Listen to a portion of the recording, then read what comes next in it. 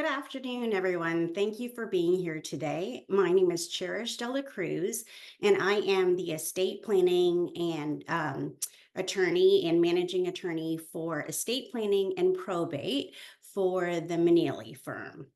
Today, we're going to talk about a very important topic and a topic that is near and dear to my heart as my 17-year-old, who will be turning 18, goes off to college. And we're thinking about planning for her and her needs as a young adult.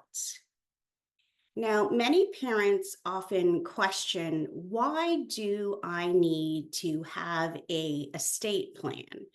Um, I, my daughter, I still pay for all of her bills. She is going off to college. She's making decisions, but I pay for everything. So why can't I have access to her medical records? She's still on my insurance. She's still on my cell phone bills.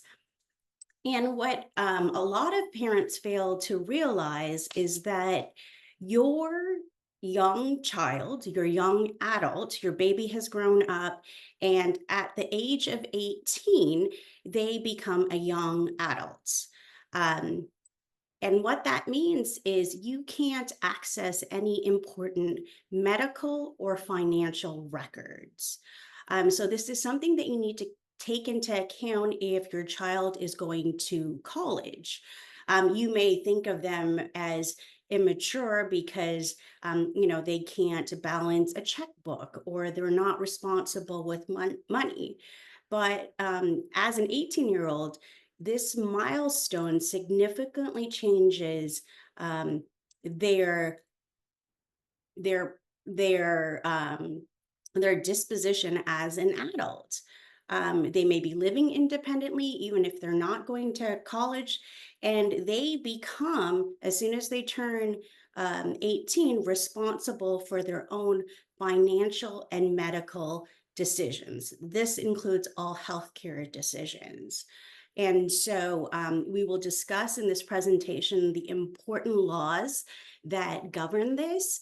Um, and you want to ensure that your child and your baby is protected, and we'll show you how to do that and address any questions you may have during this webinar. We want to make sure that it is as interactive as possible and provides the most amount of information that you can use to make sure that your young adult children are prepared before they go off to school. So you may think of your child as a baby, but as I mentioned before, when they turn 18, two important privacy rules apply. You may be familiar with the first one, which is the Health Information Privacy Act. And you may see this in your own medical records, your husband without or other adults might not be able to obtain information for your records. But as soon as your child turns 18, this applies to them. And so, even common things that you would usually do, which is making medical appointments. You cannot make medical appointments for your 18-year-old child. They might not even know how to make medical appointments for themselves. So you need to ensure as your child goes off to college or lives independently that you have access to these medical records. The next provision that you might not necessarily know about is the Federal Education Rights and Privacy Act. And this is important because a lot of colleges will have their own standard forms. And you need to have a discussion with your children as to what things you want to be able to do for them. They will, after reaching the age of majority, young adults like my daughter, who will be turning 18 next year, gain most of the legal rights and responsibilities. And God forbid, if they were incapacitated, no one would be able to speak for them unless they have designated someone in their medical forms. And without court authorization, if something happened to your child or if something happened to my child and we didn't have these HIPAA forms or these advanced healthcare directives, it could be a costly process to get everything situated so that I could make decisions on behalf of my daughter or my other children once they reach the age of 18. So, the Federal Education Rights and Privacy Act, often called FERPA, protects health and educational records. Um, and without your child's consent, so written consent, you won't be able to access any of the records that you would typically. So I know that in my daughter's high school, we would be able to check her grades, to check, the status of her courses, to make sure that, there was no misconduct. And the FERPA prevents that from parents accessing the information. It's designed to ensure that your child, your young adult child, has their own privacy once they go to school. So when you're thinking about the college list, and you're getting excited and ready and prepared, for your dorm, picking out all of the things that are, exciting about college, whether or not you are going to rush a sorority, whether or not you are going to bring special bath shoes or sheets. This should be included in your important checklist. And the privacy protections also apply, these important privacy protections apply even if your child is on your health insurance. You may be thinking, okay, why, if I am footing the bill for the health insurance, why can I not access that information? And the HIPAA prevents that. So if you want to be able to talk about, the medical bills that are at the student clinic that they may be visiting, or to inquire about the services that they're getting, or to make the doctor appointment for your child, you want to make sure that you have an advanced health care directive. And we're going to talk about these in the next couple of slides. And so often parents whose children are going off to college or moving to a different state or even graduating college have not put these things in place. And so one thing that you definitely want to do is make sure and use this list as a guide to help you think about what um, legal documents you need to put in place. First might be a will. So a will goes through probate court. And you may be thinking, okay, my child does not have any money, does not have any assets. They don't want to, uh, make sure that they don't have much money. But all accounts, so all assets that I want you to think about are bank accounts. So even if they don't need a will, which has to go through probate court, a will is basically a legal document which the testator or the testatrix, if it's a woman, drafts, and it allows for the disposition of of you or your child's assets. If a child has inherited money and from their grandparents, if they've passed away, if they have investment accounts, or if they have other assets, personal property, GI Joe collections, which might be of value, even a car that they have bought on their own. It is important to make sure that these assets, these personal property assets, are properly disposed of. Typically, if they do have some assets that they might have gotten from their grandparents or other relatives, it would be important to have a will. And a will would just is a legal document that they create on their own, outlining where they wish for their personal assets or their collections to go to, or even their car. Now, if they don't have other assets, but they have investments or bank accounts or savings accounts, you want to make sure that there is a payable on death. Now, investment accounts and also bank accounts, stocks, bonds, those all need to be disposed of. But even if you're, um, sometimes grandparents will buy a life insurance for children, they all need to have either a beneficiary or a payable on death designation. I often come across clients from all ages who fail to look at their own designations. And often bankers don't ask them who they want who they want their clients want their assets to go to in the event of their passing. So it is important to make sure that if your child has an investment account, and there is an ability to designate a beneficiary, which is somebody who is going to receive the money, or a payable on death. For bank accounts, that they designate somebody. It could be you, their brother or sister, your husband or partner, just making sure that they designate someone. So, as seen before and what we previously discussed, HIPAA is imperative. So, for all of our estate planning clients, we have a standalone HIPAA release.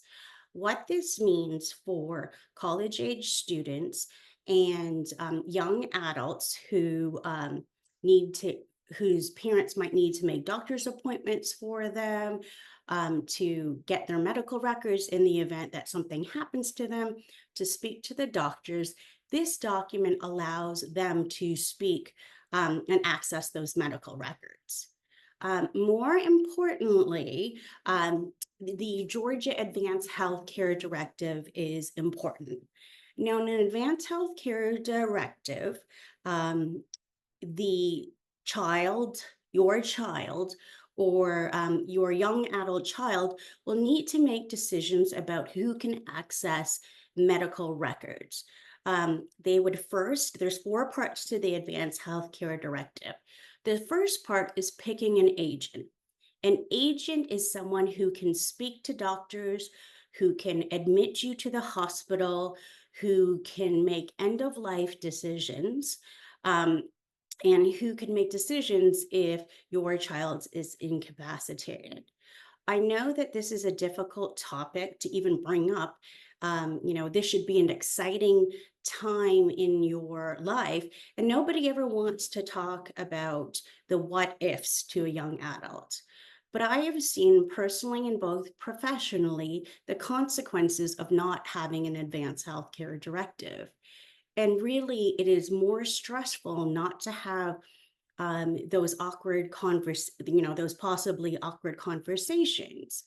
Um, and so just making sure that you have those conversations and you memorialize who you wish, who your child wants to pick to be the agent for medical decisions. Typically, it is the mother, father who are listed in the Advanced Healthcare Directive, so that you or your spouse or your partner can access the medical records of the child and speak to the child's clinic, or the doctor, or the physician's assistant. I know that some colleges, they've had outbreaks of mono or other diseases, like even looking back at COVID, making sure that you are able to access the medical records to make decisions, if that were to God forbid, we don't want that to happen again, but to make sure that you have that, making sure that you're prepared. Um, the next part of that, of the Advanced Healthcare Directive, is really providing a roadmap for the agents.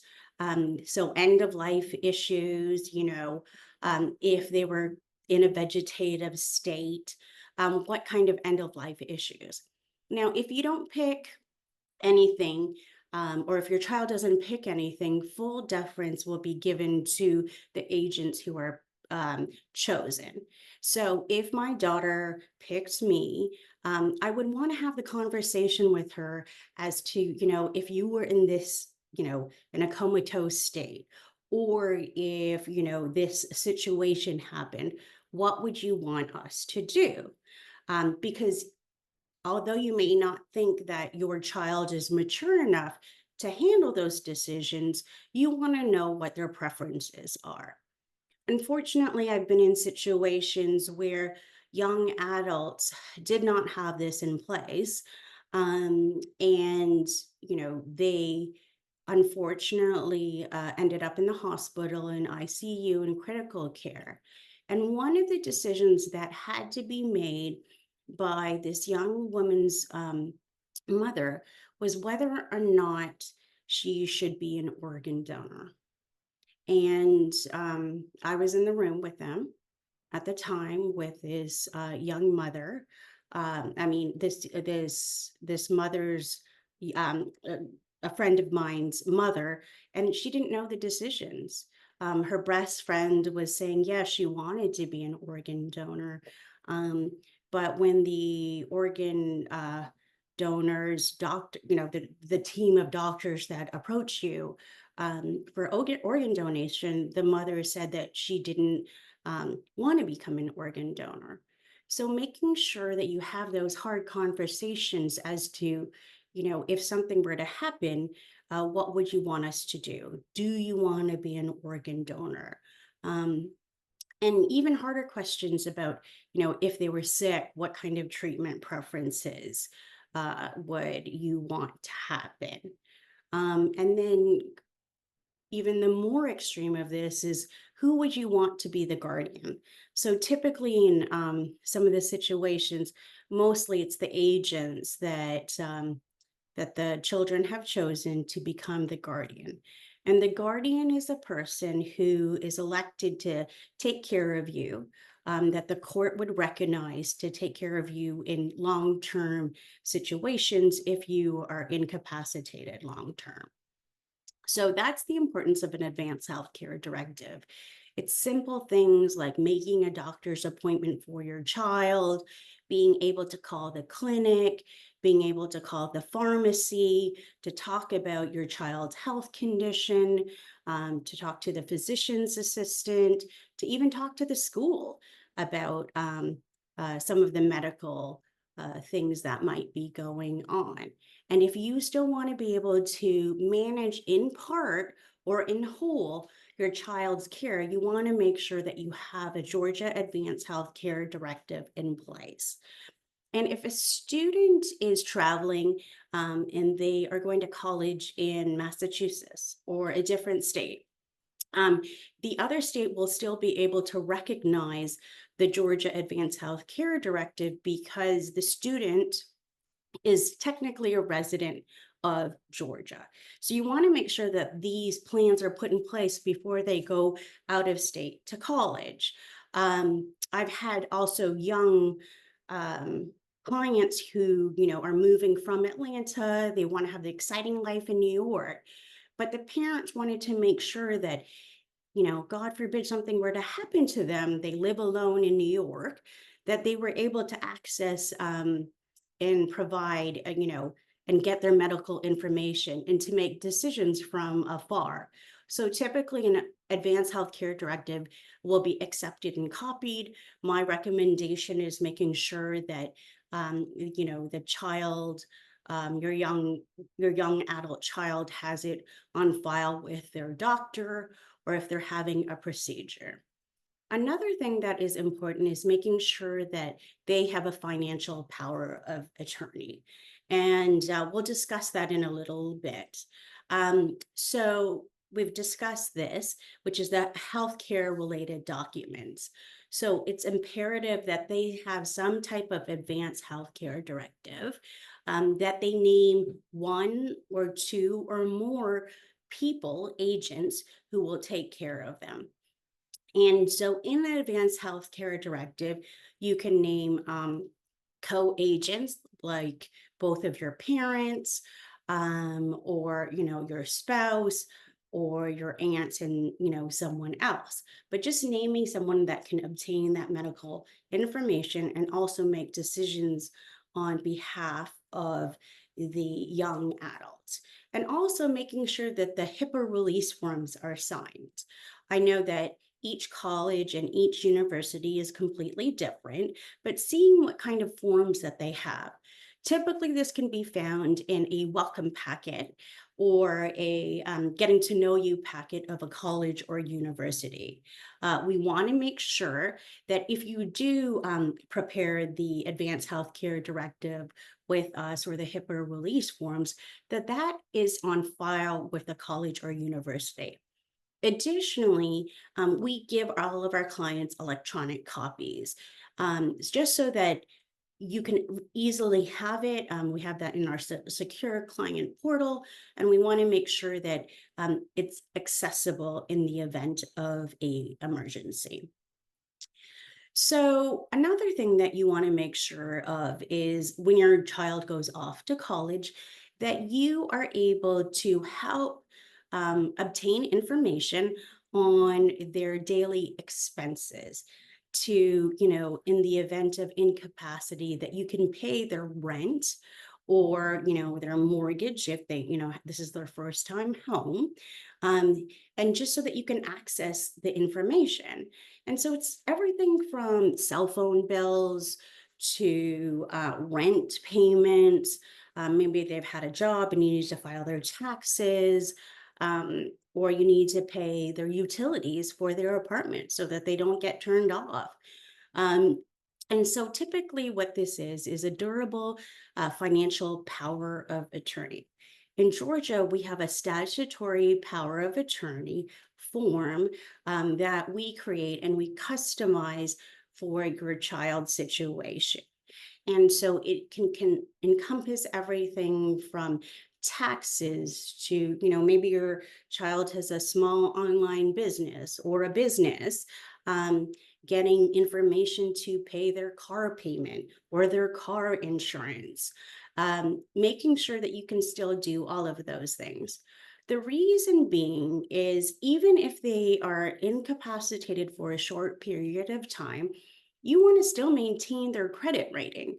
You still want to make sure that they have an apartment to go back to in the event that they, temporarily cannot make their own payments. From a practical perspective, it's important to, understand what your child has. What are they paying for on their own? Are they paying for their own car insurance? Or are they paying for their own phone or cell phone bill? What is their rent? Who are those people to pay? Or their mortgage if they are a young adult and they, bought their first condo. Um, you can tell, and I've had clients who've experienced this. You could tell them, okay, well, I'm the parent, I should be able to make these payments. Because of the restrictive privacy laws that we have in place, and the fraud, a lot of companies, I would say 95% of companies can want to make sure that they're protecting themselves and they will not release any information. And the most frustrating part that I've seen my clients face is when they try to, in an already such stressful situation, they try to call the companies to make sure that these payments are still going through and they get nowhere. And so it's important to have this in place just to have the peace of mind. Um, and then, creating durable financial powers of attorney allows a nominated agent, which would be, take, for example, my daughter, if she were to name me, to manage her financial affairs in case of incapacity. And then it avoids the need for guardianship or conservatorship. And really, it's you don't want someone else like the court to be making that decision. That can result in a costly and very stressful experience. And so, what that is in terms of guardianship and conservatorship is if they don't have these things in place, and the doctors and or financial institutions are not allowing you to access the information, which is what will happen, then you have to petition the court to make sure that you are legally allowed to do those things on behalf of your young adult child. A typical case for our guardianship and conservatorship, runs about $6,000. Um, and also, the court fees alone are in total for Metro Atlanta around $600. So it's important to consider all of those factors and just to take that extra step of making sure that your child is protected. So we discussed this briefly in the beginning, but FERPA waivers. FERPA, which is the Federal Education Rights and Privacy Act, it protects health and educational records, and it limits what kind of information can be provided by a university or college without the student's consent. So here it outlines, it protects both academic information and campus health records for post-secondary students, regardless of age. So even if you have a 30-year-old adult and they are in graduate school and you don't have this in place, then you want to make sure that you do have these mechanisms. And which means, like, if my daughter did not authorize for me to have, a waiver and be able to obtain her academic information, if I'm paying all of this money, I want to know how she is doing in school. And they won't release any information without the FERPA in place.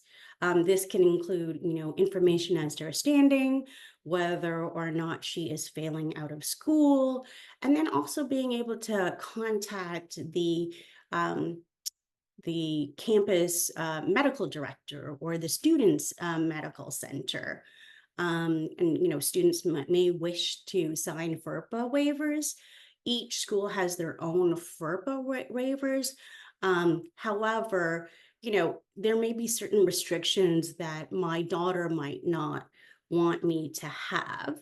That just warrants a discussion between you and your young adult child. Um, and most institutions will offer the ability to pick and choose which materials are covered by a FERPA.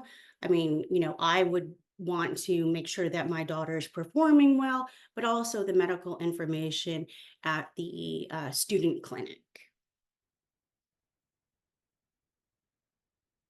And so we briefly talked about this, but wills in the beginning, it allows a testator, so my young adult daughter, to specify who receives her assets after her death and how.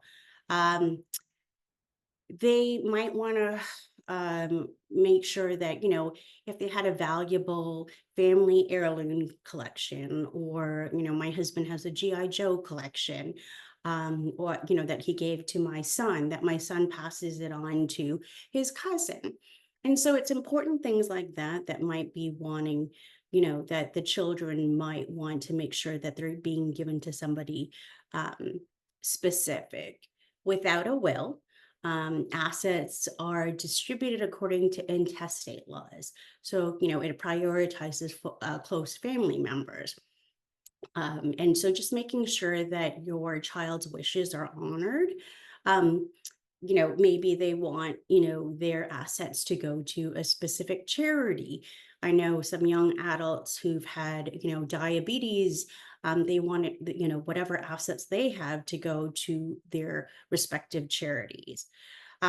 Again, just mentioning, beneficiary designations, transfer on death, or payable on death on bank accounts, and designations on life insurance. Or, some parents will start Roth IRAs at 18. That belongs to the child. And you want to make sure that the beneficiary designations are updated. You don't want it, that Roth IRA that, maybe the child started when they started their first job at Publix, to not have a beneficiary designation, and to make sure that that beneficiary designation isn't, their younger sister who is only 8 years old. Minors can't inherit. And so it's important to get your ducks in a row, not only about, the practical things in terms of, what bedspread, or what clothes that they're going to bring, but having these important documents, um, making sure that, it defaults to somebody as opposed to an estate.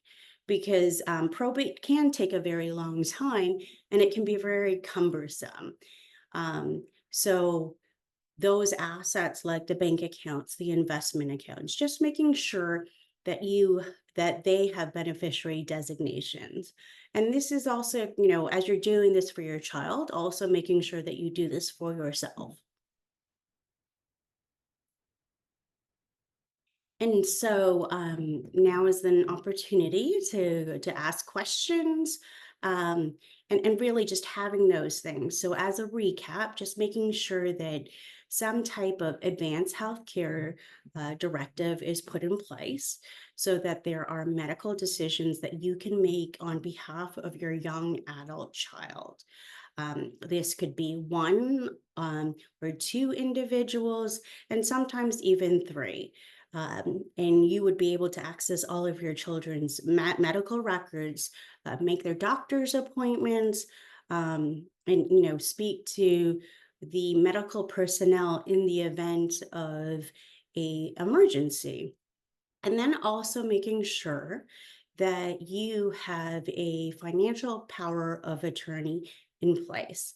Again, a financial power of attorney is nominating someone, your child naming someone, like, their parents, so that they can make sure that all of their bills are paid if they were incapacitated, or couldn't pay their bills for a period of time. And then if your child is going off to college, making sure that you've looked at your child's college or university, and looking at their FERPA, and seeing what kind of forms can be completed there.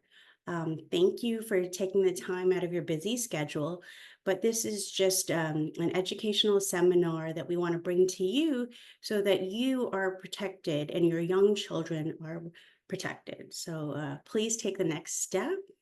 Feel free to call me or email me, and we can set up a strategy session to have a further discussion about your own unique circumstances. Thanks.